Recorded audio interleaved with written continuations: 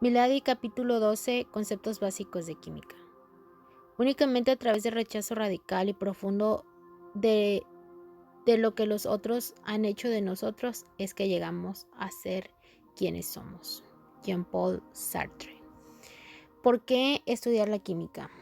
¿Por qué nosotros como cosmetólogos debemos de estudiar la química? La razón es porque sin conocer los conceptos básicos de la química no seríamos capaces de utilizar los productos profesionales en forma efectiva y segura. Aparte, todos los productos que se utilizan en el salón y los servicios de cosmetología contienen algún tipo de sustancia química. Al tener el conocimiento de química, podremos solucionar los problemas comunes que pueden plantearse cuando hacemos servicios con productos químicos. Química, ¿qué es la química? La química es la ciencia que se ocupa de la composición, estructura y propiedades de la materia y de la manera en la que ésta cambia bajo ciertas condiciones. Dentro de este capítulo vamos a ver lo que es la química orgánica y la química inorgánica. Siempre que nosotros escuchamos la palabra orgánica, pensamos en algo seguro. Por ejemplo, pensamos en alimento o ingredientes de alimentos que son naturales, pero no todas las sustancias orgánicas quiere decir que son naturales, saludables y mucho menos seguras. ¿Ok? La química orgánica es el estudio de sustancias que contienen el elemento carbono. Los seres vivos y todo lo que alguna vez tuvo vida, ya sean plantas o animales, contienen carbono. Los compuestos orgánicos contienen otros elementos como nitrógeno y oxígeno, pero el enlace entre carbono y oxígeno es el responsable de que sea orgánico.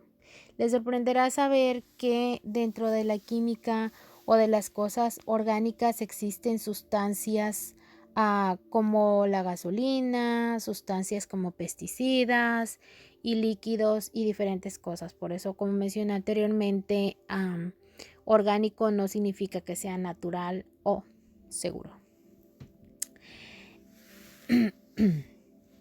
También hablaremos también sobre la química inorgánica, y la química inorgánica es el estudio de las sustancias que no contienen el elemento carbono, pero sí pueden contener el elemento hidrógeno. Esta mayoría de las sustancias inorgánicas tienen un punto que no hacen combustión, y la razón es porque no contienen carbono. Las sustancias inorgánicas no están vivas ni nunca lo estuvieron. Los metales, los minerales, el vidrio, el agua y el aire son sustancias inorgánicas. El agua pura y el oxígeno son inorgánicos, aunque sean esenciales para la vida. El peróxido de hidrógeno, los alisadores de hidróxido para el cabello, el dióxido de titanio, el dióxido de zinc de los protectores solares son sustancias inorgánicas. Materia. ¿Qué es la materia? La materia es toda sustancia que ocupa un espacio, tiene una masa, tiene un peso. Todas las materias o toda materia posee propiedades físicas y químicas. Existe en estado sólido, líquido o gaseoso. Dado que la materia está compuesta por sustancias químicas, por consiguiente todo lo que se componga de materia es una sustancia química. La materia tiene propiedades físicas que podemos tocar, saborear, oler o ver. De hecho, todo lo que se puede ver y tocar, excepto la luz y la electricidad, no son materia. Ya que toda la materia está formada por sustancias químicas, podemos percibir la luz visible y la luz creada por chispas eléctricas, pero esta no se compone de materia. La luz y la electricidad son formas de energía y la energía no es materia.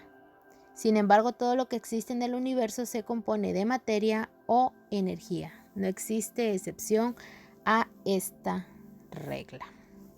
Los elementos. ¿Qué es un elemento? El elemento es la forma más simple de la materia, el cual no se puede reducir sin perder su identidad.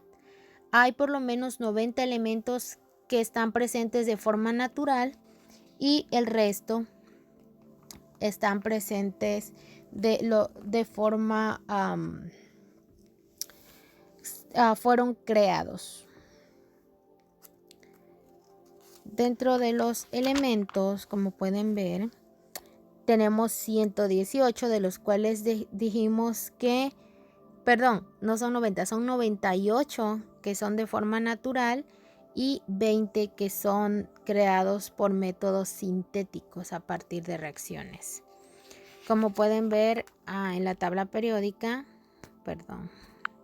cuando nos referimos a elementos nos referimos a esto. Más adelante les voy a explicar un poquito qué es la forma de leer los elementos. Un átomo es la unidad básica de la materia. Tiene un núcleo en el centro que está rodeado por electrones con cargas negativas o positivas alrededor del núcleo en órbitas. El núcleo consta de protones y neutrones. Los protones están puestos con una letra P y su carga es positiva, y los neutrones con una letra N y sus partículas subatómicas no tienen carga. La cantidad de los primeros determina el tipo de elemento. Los medios químicos comunes no pueden dividir los átomos en sustancias más simples. Moléculas. Así como las palabras se forman combinando letras, las moléculas se forman combinando átomos. Una molécula es una combinación química de dos o más átomos en proporciones definidas. Por ejemplo, en esa parte que pueden ver aquí, en esta parte de aquí, podemos ver, cuando ustedes ven en la tabla periódica, básicamente todos están hechos de esta manera. El numerito que ven aquí, el 26, es el número atómico. ¿Qué quiere decir? Que el hierro que está representando este elemento, el hierro está formado por 26 átomos. Su número atómico es 26. Las letras que se perciben en medio es el símbolo con el que se describe, y abajito está el nombre del elemento y más abajo la masa atómica. Hay algunos elementos que tienen fechas, y las fechas es básicamente la fecha en la que se descubrieron. Hay tablas periódicas que varían, si se dan a la tarea de buscar, varían mucho en cuanto a cómo vienen escritas, pero la mayoría traen el número atómico. Entonces, ¿qué quiere decir eso? Por ejemplo, aquí el hierro lo podríamos poner como una molécula elemental. Todos los elementos que están en la tabla periódica se podrían, los 98 elementos se podrían considerar como elementales o como moléculas elementales. ¿Por qué moléculas elementales? Porque contienen dos o más átomos del mismo elemento. Como en los 26 átomos que contiene son de hierro. Entonces, por eso se consideran elementales. Cuando estamos hablando de una molécula compuesta, es cuando la molécula está formada por átomos de diferente. Por ejemplo, el agua, una molécula compuesta, está combinada de dos o más átomos de elementos diferentes. El agua está compuesta por oxígeno, que es H, tiene dos átomos de oxígeno, y tiene tiene dos de hidrógeno y uno de oxígeno. Disculpen que me trabo. Y en esta que estamos viendo, por ejemplo, el oxígeno está hecha simplemente de oxígeno. El ozono está hecho de 3 de oxígeno. ¿Ok? Espero que les haya quedado claro eso. Ok, ahora vamos a ver lo que son los estados de la materia. La materia se encuentra en estado sólido, líquido y gaseoso. Cuando estamos hablando del estado sólido, quiere decir que no tiene forma propia y ocupa un volumen determinado. En los sólidos, las partículas están muy cercas y ordenadas. Casi no tienen lugar para moverse, solo vibran. Los sólidos no se pueden comprimir. Si se les presiona, no cambia su forma. Otra forma es líquido. No tienen forma propia, adquieren la forma del recipiente que los contiene, tienen volumen propio, ocupan un espacio limitado y las partículas están desordenadas y pueden desplazarse unas sobre otras. Ante la presión se pueden comprimir más que los sólidos. Y el estado gaseoso, que no tiene volumen ni forma propia. La materia adopta uno de estos estados según la temperatura. Como sucede con muchas otras sustancias, el agua puede existir en los 3 estados de la materia, dependiendo de la temperatura. Por consiguiente, pero sigue siendo agua. Cuando se congela, el agua se transforma en hielo. Cuando se derrite, se transforma de vuelta en agua. Y cuando hierve, se transforma en vapor. Cuando el vapor se enfría, vuelve a formarse como agua. Sigue siendo la misma sustancia química, pero adopta otras formas físicas. Es decir, que nosotros la visualizamos, la podemos mirar de otra forma. Las propiedades físicas de la materia. La materia tiene propiedades físicas y tiene propiedades químicas. ¿Ok? Cuando estamos hablando de las propiedades físicas, son las características que se pueden determinar sin que haya una reacción, sin que haya un cambio químico, es decir, solo un cambio visual. Como por ejemplo, las propiedades físicas son color, solubilidad, olor, densidad, punto de fusión, punto de ebullición, dureza y brillo. Tal como se describió anteriormente, el estado de la materia en el que se convierte una sustancia es un ejemplo de una propiedad física. Por ejemplo, el agua tiene la propiedad física de convertirse en hielo, en gas o nuevamente en agua. Los cambios físicos son una alteración en la forma o las propiedades físicas de las sustancias sin una reacción química ni la formación de una nueva sustancia. No hay reacción química involucrada en este cambio y no se forman sustancias químicas nuevas.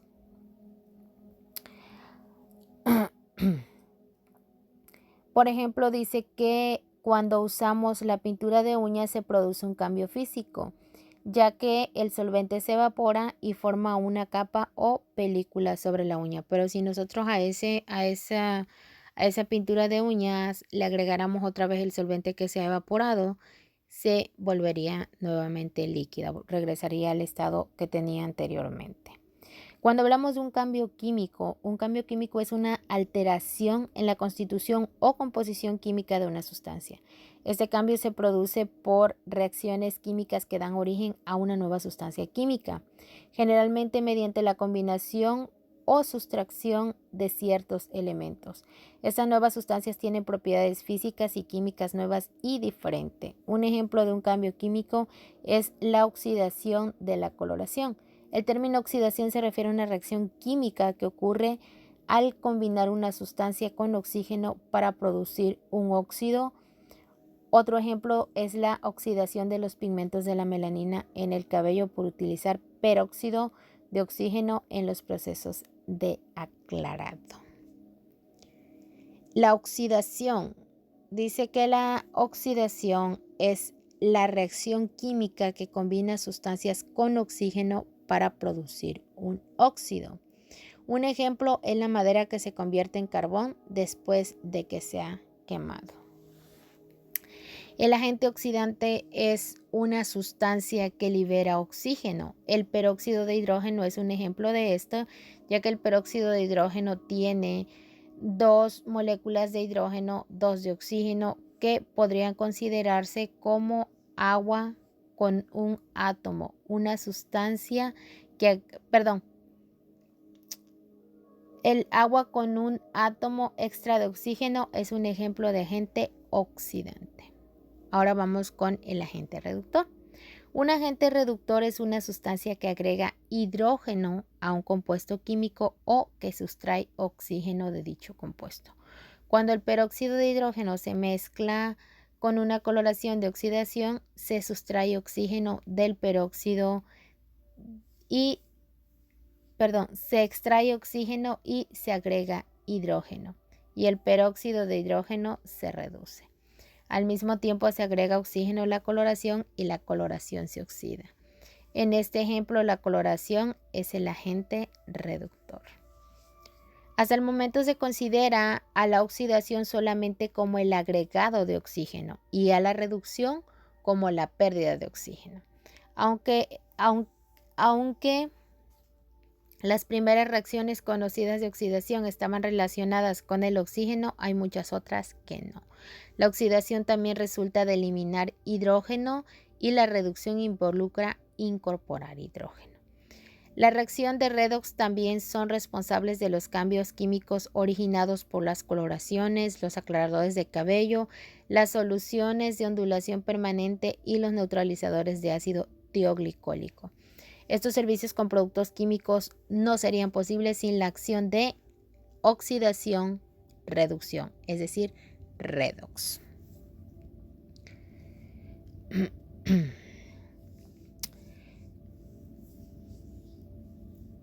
Bajo ciertas circunstancias, las reacciones químicas pueden liberar una cantidad significativa de calor. Cuando esto sucede, este tipo de reacción se denomina reacción exotérmica. Al liberar calor, se considera exotérmica. Por ejemplo, cuando nosotros aplicamos una permanente y leemos en las instrucciones y las instrucciones dice que no se ponga bajo calor, es decir, que estamos usando una permanente exotérmica. ¿Por qué? Porque la misma permanente produce ese tipo de calor. Un ejemplo de esto también es de una reacción exotérmica es cuando usamos los productos de uñas, cuando estamos haciendo un realce de uñas. Y si nosotros tocamos un poquito la piel, a lo mejor el cliente no lo note, pero nosotros sí podemos notar que hay cierto calor a la hora de la polimerización y esto es porque está sucediendo una reacción exotérmica. La combustión, cuando hablamos de la combustión, es cuando hay una oxidación rápida. Es cuando una sustancia se oxida rápidamente y produce luz y calor. Un ejemplo de combustión es, por ejemplo, encender un fósforo que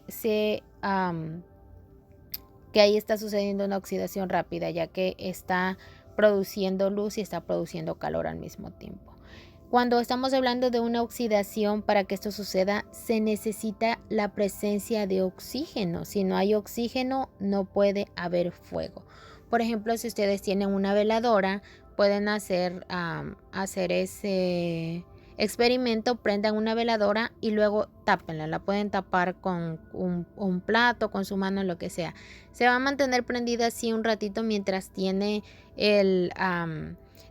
oxígeno, pero cuando el oxígeno que tiene dentro se le acabe, se va a apagar porque necesita de oxígeno para seguir haciendo combustión. Ahora vamos a hablar de las sustancias puras y las mezclas físicas. ¿Ok? Cuando estamos hablando de una sustancia pura, toda la materia se puede clasificar como una sustancia pura o una mezcla física. Una sustancia pura es una combinación química de materia en proporciones definidas, fijas. Como pusimos ejemplo antes, el hierro. El hierro ya está definido cuántos iones debe de tener, ¿sí? Cuántos átomos, debe de tener. Entonces se dice que es una combinación química de materia en proporciones definidas, fijas. Las sustancias puras tienen propiedades únicas. Por ejemplo, la lámina de aluminio es un ejemplo de sustancia pura, pues tan solo tiene átomos de aluminio. La mayoría de las sustancias no existe en estado puro. El aire contiene muchas sustancias, incluso nitrógeno, dióxido de carbono y vapor de agua. Al aire se le puede considerar como un ejemplo de mezcla física. ¿Qué son las mezclas físicas? Las mezclas físicas son una combinación física de materia en cualquier proporción. Las propiedades de una mezcla física son las propiedades combinadas de las sustancias de la mezcla. Un ejemplo, el agua salada es una mezcla física de sal y agua en cualquier proporción. Las propiedades del agua salada son que el agua salina es salada y húmeda. Lo salado por la sal y la humedad por el agua. Esas son sus propiedades. La propiedad del agua, que es estar húmeda, y la propiedad de la sal es tener ese sabor. Recuerden que la materia tiene sus propiedades que podemos ver, sentir, oler, saborear. Soluciones, suspensiones y emulsiones. Una solución es una mezcla física estable de dos o más sustancias en un solvente. El soluto es una sustancia que se disuelve en una solución. Y el solvente es la sustancia que disuelve el soluto y que forma la solución. Por ejemplo, cuando se disuelve sal en agua, la sal es el soluto, es decir, la sal es la sustancia que se va a disolver y el agua es el solvente, es decir, que es lo que va a hacer que la sal se disuelva o se desaparezca dentro de ella. Algo que es bien importante saber es que el agua es conocida como el solvente universal. ¿Por qué? Porque el agua tiene la capacidad de disolver más sustancias que cualquier otra cosa o cualquier otro tipo de solvente. Todos los líquidos pueden ser miscibles o immiscibles. Ahora vamos a hablar de los líquidos miscibles e immiscibles. Cuando decimos que un líquido es miscible, es decir, que son mutuamente solubles, lo que significa que se pueden mezclar para formar una solución transparente. No se va a notar que tengo, por ejemplo, un líquido de un color, otro de otro color, no, sino que se van a mezclar de manera que van a formar una solución transparente. Un ejemplo de esto son el agua y el alcohol. Son miscibles, ya que ambos son transparentes. El quitaesmalte dice, el quitaesmalte y el esmalte para uñas, cuando estas sustancias se mezclan, permanecen mezcladas dando forma a una solución. Las soluciones contienen partículas pequeñas que son invisibles a simple vista. Generalmente las soluciones son transparentes, aunque pueden tener color. No se separan cuando están en reposo, es decir, no se puede separar, no se puede hacer un separamiento de una y la otra. Nuevamente, el agua salada es un ejemplo de una solución de un sólido disuelto en un líquido. El agua es el solvente que disuelve a la sal y la sal es el soluto. Las soluciones inmiscibles, esto quiere decir que las soluciones inmiscibles son aquellas que no se pueden mezclar para formar una solución, ¿sí? El agua y el aceite, por ejemplo, son un ejemplo de líquidos inmiscibles, es decir, que no se pueden mezclar. Estas sustancias se pueden mezclar, pero se separan una vez que se dejan en reposo. Cuando se combinan líquidos inmiscibles, forman suspensiones, como está aquí en la foto. Es agua de chía. Se le pone la chía, se mezcla y mientras está mezclada, pues se ve revuelta, pero se sigue notando la chía. Las suspensiones son mezclas inestables de partículas no disueltas en un líquido. En comparación con las soluciones, las suspensiones contienen partículas más grandes y menos miscibles. Son lo bastante grande como para sentarse rápidamente en el fondo. Las suspensiones casi nunca son transparentes y pueden tener color. Son inestables y se separan con el tiempo, razón por la cual algunas lociones y cremas pueden separarse en la botella y es necesario agitarlas antes de usarla. Otro ejemplo de suspensión es la brillantina del esmalte para uñas, que se puede separar del esmalte.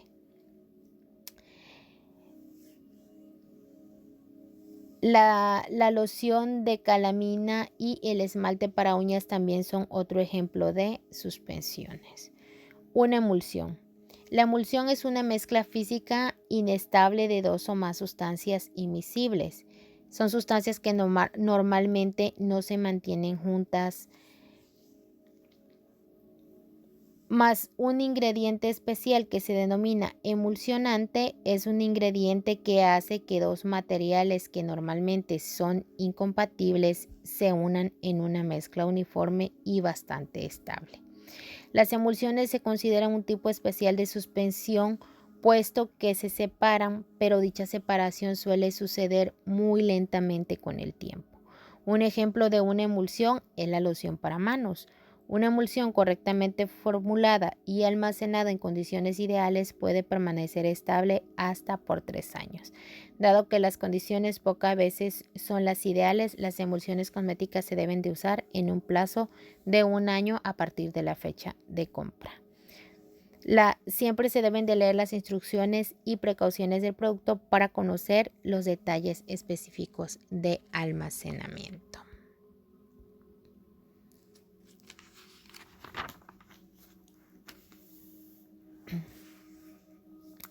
Los surfactantes. ¿Qué son los surfactantes? Los surfactantes son sustancias que permiten que el aceite y el agua se puedan mezclar o emulsionar.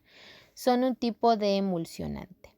El término surfactante es la concentración de agentes superficiales activos, sustancias que permiten que el aceite y el agua se mezclen o emulsionen. Una molécula de surfactante consta de dos partes: la cabeza de la molécula, que es hidrófila, es decir, que tiene afinidad con el agua o puede combinarse y atrae al agua, y la cola lipofílica, es la que contiene afinidad o atracción por las grasas y los aceites.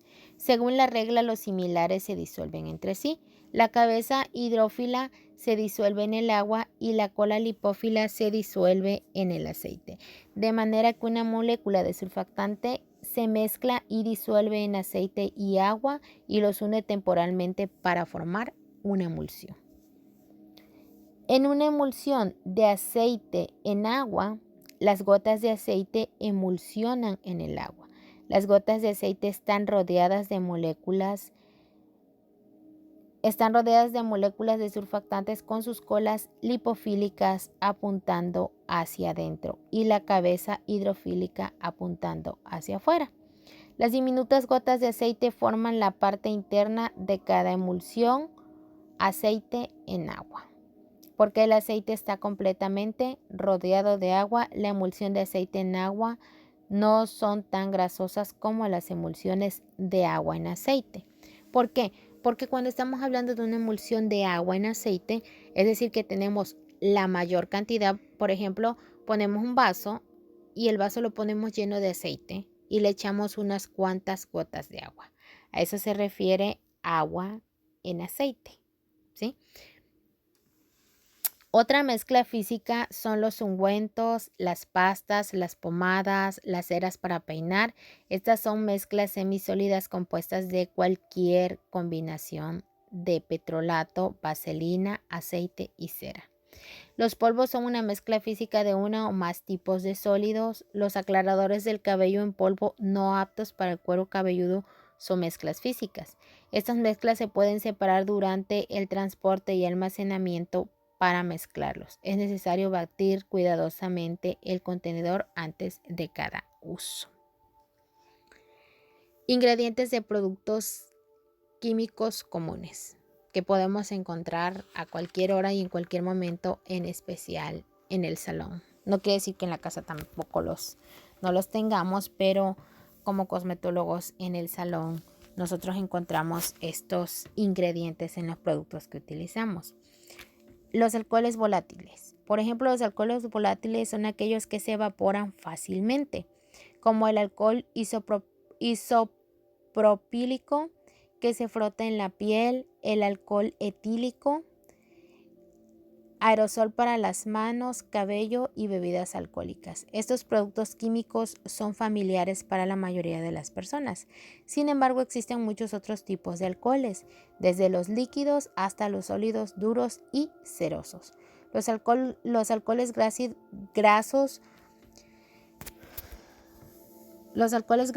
grasos como el alcohol cetílico y el alcohol cetearílico son ceras de alcohol no volátiles que se utilizan como acondicionadores para la piel. Estos alcoholes se obtienen de la palma de coco y se encuentran en cremas y shampoos. Las alcanolaminas. Estas son sustancias alcalinas utilizadas para neutralizar ácidos o aumentar el pH de muchos productos capilares. Suelen utilizarse en lugar del amoníaco debido a que producen menos olor. En este caso, por ejemplo, cuando nosotros hacemos tratamientos capilares, estos sirven para suavizar el cuero cabelludo y sirven también para abrir la cutícula y para que los productos entren dentro del cabello. Hay que recordar que los alcalinos hinchan o inflaman la cutícula del cabello. El amoníaco. El amoníaco es un gas incoloro con olor penetrante compuesto de hidrógeno y nitrógeno. Este se utiliza para aumentar el pH en productos capilares con el fin de permitir que la solución penetre en el tallo del cabello. El hidróxido de amonio y el tioglicolato de amonio son un ejemplo de los compuestos de amoníaco que se utilizan para realizar servicios con productos químicos en un salón. Un ejemplo de esos servicios que usamos, en los que usamos amoníaco, es para las coloraciones, también para las permanentes y para los alaciados de cabello. La glicerina. La glicerina es una sustancia oleosa, es decir, aceitosa, que no tiene color, incolora y dulce. Esta se usa como solvente e hidratante en crema para el cuerpo y la piel. Las siliconas. Las siliconas son un tipo especial de aceite que se emplea en acondicionadores para el cabello, lubricantes resistentes al agua para la piel y secadores de esmalte para uñas. Las siliconas son menos grasas que otros aceites y forman una película transparente que no produce comedones o espinillas. También brindan a la piel una sensación de suavidad sedosa y gran brillo al cabello. Algunas resinas de silicona o goma de silicona pueden soportar ambientes con un alto nivel de pH e incorporarse en alisadores y formas de ondulación permanente. Compuestos orgánicos volátiles. Estos son compuestos que contienen carbono orgánico y se evaporan muy fácilmente. Todo lo que diga volátil se refiere a que se va a evaporar rápidamente. Un ejemplo de compuesto orgánico volátil o COV, comúnmente utilizado en los aerosoles para el cabello, es el alcohol etílico. Los solventes orgánicos volátiles como el acetato de etilo y el alcohol isopropílico se usan en esmaltes para uñas, capas bases y protectores y quita esmaltes. Por esa razón, cuando nosotros dejamos abiertos los botecitos de los quita esmalte, estos se desaparecen relativamente sin razón alguna, y la razón es que son volátiles o tienen contenido volátil. pH. ¿Qué es el pH? El pH se describe con una P minúscula y representa una cantidad o potencial. P quiere decir potencial.